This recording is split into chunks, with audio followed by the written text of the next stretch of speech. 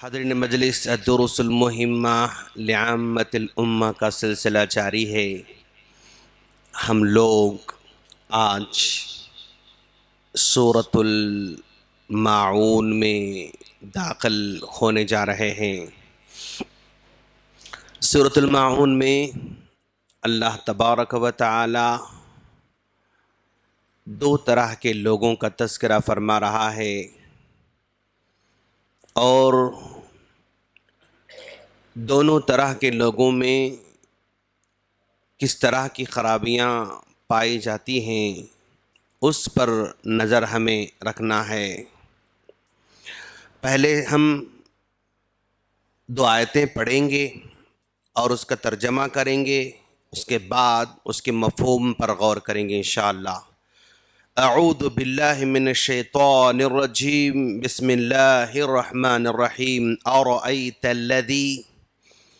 أرأيت الذي يكذب بالدين فذلك الذي يدع اليتيم أرأيت الذي، کیا آپ نے دیکھا اس آدمی کو، أرأيت کیا آپ نے دیکھا، الذي اس آدمی کو جو یکذب بالدین جو قیامت کے دن کو جھٹلاتا ہے، فذلک الذی پس وہ آدمی جو یدعو الیتیم یتیم کو دھکے دے کر باہر نکالتا ہے۔ یہ سورۃ الماعون ہے، اور اس سورہ کا نام اسی سورت میں استعمال کیے گئے الماعون کا لفظ لے کر اس کا نام رکھا گیا ہے۔ اب ہم ذرا دیکھتے ہیں، اَرَأَيْتَ الَّذِي يُكَذِّبُ بِالدِّينِ، کیا آپ نے دیکھا اس آدمی کو جو قیامت کے دن کو جھٹلاتا ہے، قیامت کے دن کو جھٹلاتا ہے۔ اس وقت دنیا کے اندر اگر ہم فرض کر لیں 8 ارب لوگ پائے جاتے ہیں، اور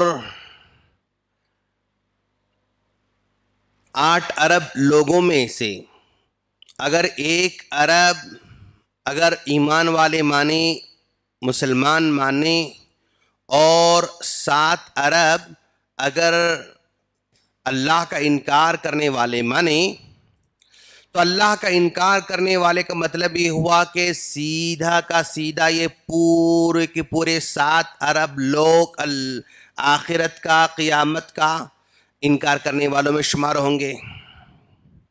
پورے 7 ارب لوگ، اللہ کو جو بھی نہیں مانتا وہ آخرت کا انکار کرنے والا ہے۔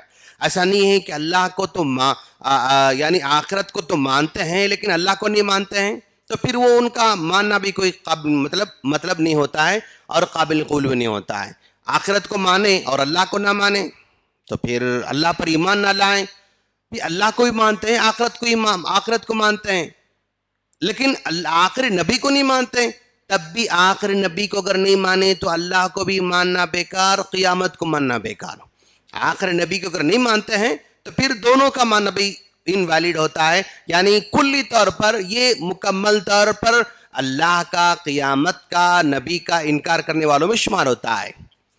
اب اگر ہم یہ دیکھیں 1 ارب لوگ یہ اگر اللہ کو مان رہے ہیں اور نبی کو مان رہے ہیں اور قیامت کو بھی ماننے کا وہ یعنی زبانی طور پر انکار نہیں کرتے ہیں، تو آپ دیکھیں گے کہ بھئی جو انکار ہوتا ہے، تکذیب ہوتی ہے، جھٹلانا ہوتا ہے، وہ 2 طریقے کا ہوتا ہے۔ ایک ہے تکذیب قولی، یعنی زبانی، تکذیب قولی، زبانی انکار کرنے والے، یہ پورے کے پورے کیا ہیں، یہ تکذیب قولی، مکمل طور پر زبان سے انکار کرتے کہ نہیں۔ اور ایک ہے دوسرا تکذیب عملی، یعنی زبان سے تو انکار نہیں کرتے، کام ایسے کرتے ہیں، عمل ایسے کرتے ہیں کہ وہ آخرت کا انکار شمار ہو جاتا ہے۔ اس میں سے یہ لوگ داخل ہیں۔ یہ اللہ کو مانتے ہیں، نبی کو مانتے ہیں، آخرت کو مانتے ہیں، لیکن عمل ایسا کرتے ہیں، کام ایسے کرتے ہیں جس کی وجہ سے آخرت کا انکار بھی اس میں آ جاتا ہے۔ اچھا، یہ کیا عمل کرتے ہیں، کون سے کام کرتے ہیں جس کی وجہ سے آخرت کا انکار بھی اس میں آ جاتا ہے؟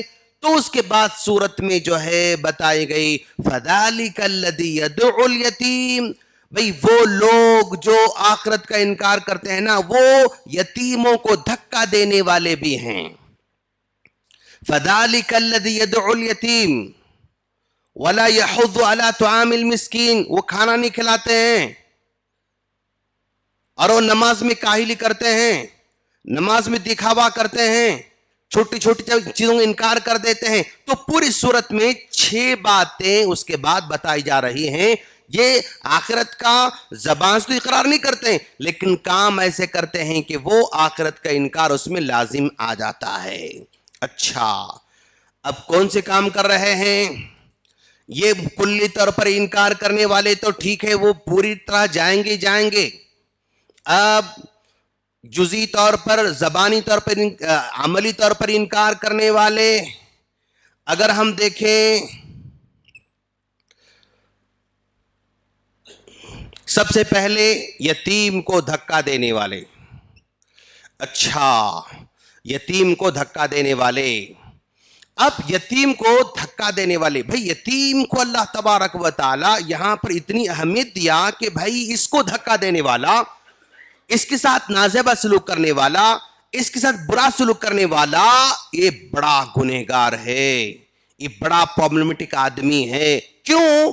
اس لیے کہ اب ہم ذرا دیکھے ہیں کہ بھی آپ دور حاضر میں بھی دیکھو اور پرانے زمانے میں بھی دیکھو، جتنے بھی بڑے بڑے کارنامے انجام دینے والے تھے وہ اکثر و بیشتر یتیمی کی حالت میں ہی زندگی بسر کرتے تھے۔ یعنی بچپن میں ہی ان کے باپ کا سایہ ان کے سر سے اٹھ گیا۔ جو بھی یتیم، اب مان لی سب سے بڑی مثال ہمارے نبی صلی اللہ علیہ وسلم ہی ہیں۔ نبی کے سر سے سایہ، جب ابھی آپ پیدا بھی نہیں ہوئے تھے، والد صاحب کا انتقال ہو گیا، اب اس سے بڑھ کر یتیمی اور کیا ہو سکتی ہے کہ بھئی 4 سال تک باپ تھا، کھلاتا رہا پلاتا رہا، اس کے بعد انتقال ہو گیا۔ 5 سال تک باپ تھا، جو ہے اس کو پرورش کرتا رہا، کھلاتا رہا، تب چلا گیا۔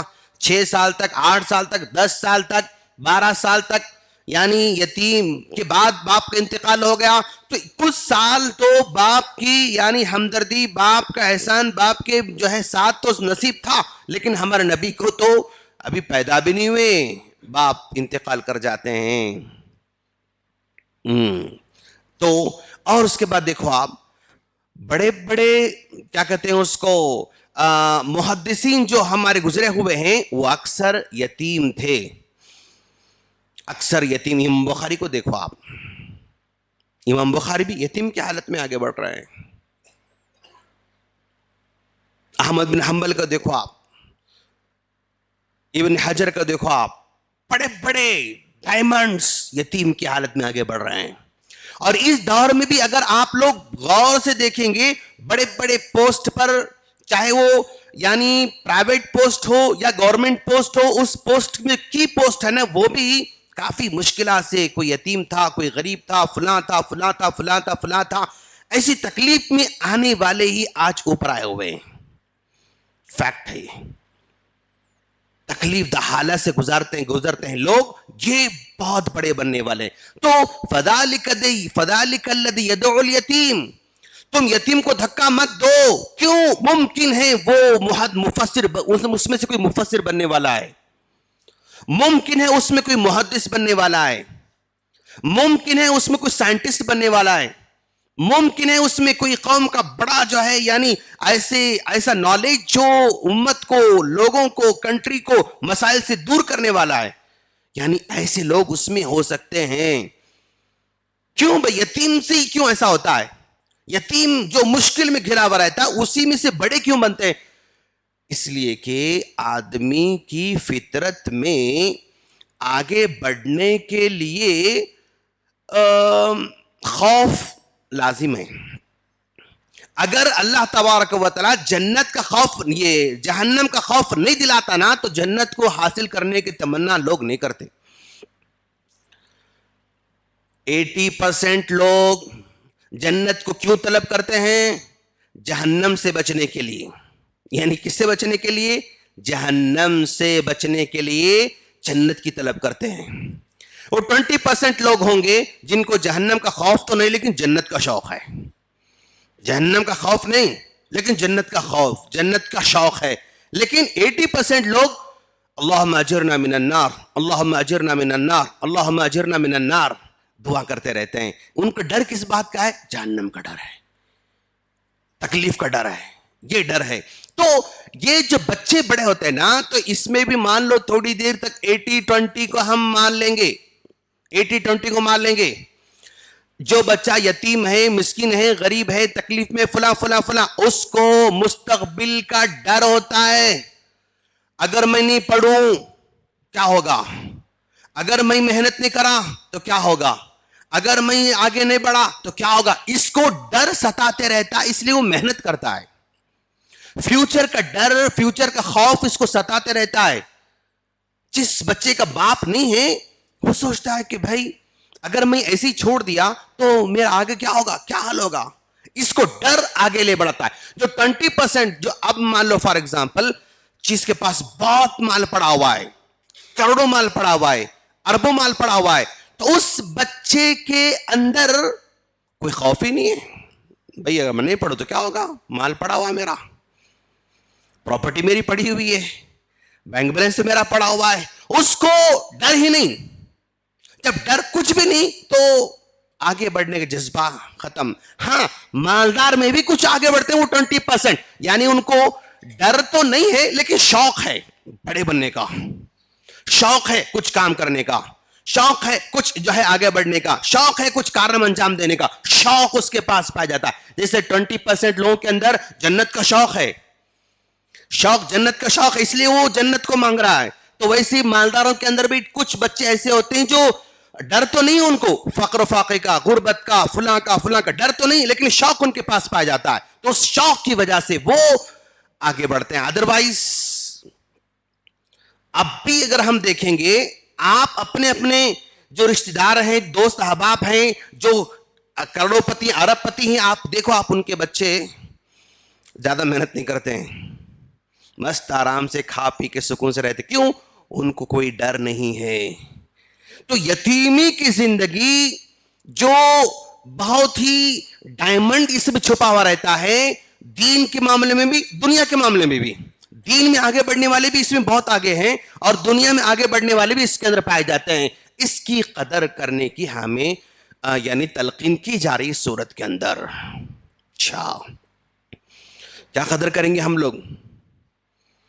یتیم ہیں, ہر جگہ ہیں, یتیم خانے بھی ہیں, لوگ یتیموں کے ساتھ اچھا سلوک کرنے والے بھی ہیں. کیا اتنا کافی نہیں ہے؟ کافی نہیں ہے. کیوں کافی نہیں ہے؟ کیا کر سکتے ہم لوگ, کیا کرنا چاہیے, دنیا والے کیا کرنا چاہیے, ہم کیا کر سکتے, اس پر ہم انشاءاللہ کل ڈسکس کریں گے. ان کے لیے کیا پروجیکٹ ہو سکتا ہے, ان لوگوں کے لیے ہم کیا کر سکتے ہیں. بھائی فلاں فلاں فلاں فلاں تو کر رہے ہیں نا, بس کافی نہیں کیا؟ نہیں, ہم بھی کر سکتے ہیں. ہم کیا کر سکتے ہیں, کیا کرنا چاہیے؟ فَذَلِكَ الَّذِي يَدْعُ الْيَتِيمِ, یتیم کو دھکا دینے والے ہم نہیں ہونا چاہتے ہیں. انا وکافر الیتیم کہاتین, نبی کے پڑوسی بننا چاہتے ہیں, یتیم کفالت کر کے ان کو سپورٹ کر کے ہم نبی کے پڑوسی بننا چاہتے ہیں. تو ہم کیا کر سکتے ہیں, اس پر انشاءاللہ ہم کل کے درس میں ڈسکس کریں گے. تو انکار کرنے والے تو ان کے بارے میں چھوڑ دیں گے ہم, زبانی طور پر, کلی طور پر. جو عملی طور پر انکار کرتے ہیں, ہم ایمان والے ہیں, اگر ہم دھکے دینے والے ہیں تو پھر ہم بھی نافرمان لوگوں میں ہیں. ہم دھکے نہیں دیں گے. کیوں نہیں دیں گے؟ اس کی اہمیت ہے, کیا اس کی خصوص چھپی ہوئی ہے, اس کو فائنڈ آؤٹ کرنا ہے. ہم کیا کر سکتے, اس پر پروجیکٹ بنانا انشاءاللہ. ہم اللہ سے دعا کرتے ہیں اللہ تعالی ہم سے ہماری زندگی میں کچھ ایسا کام لے جو دوسروں کو فائدہ مند ہو، دین کو فائدہ مند ہو، دنیا والوں کو فائدہ مند فائدہ ہو، اور ہمارے ملک کو فائدہ ہو، ہماری اسٹیٹ کو فائدہ ہو، ہمارے سٹی کو فائدہ ہو، ہمارے محلے والوں کو فائدہ ہو، اور جو بنی آدم ہیں ان تمام کو ہماری ذات سے فائدہ ہو۔ سبحانک اللہم بحمدک اشہد ان لا الہ الا انت استغفرک واتوب الیک۔ السلام علیکم ورحمۃ اللہ وبرکاتہ۔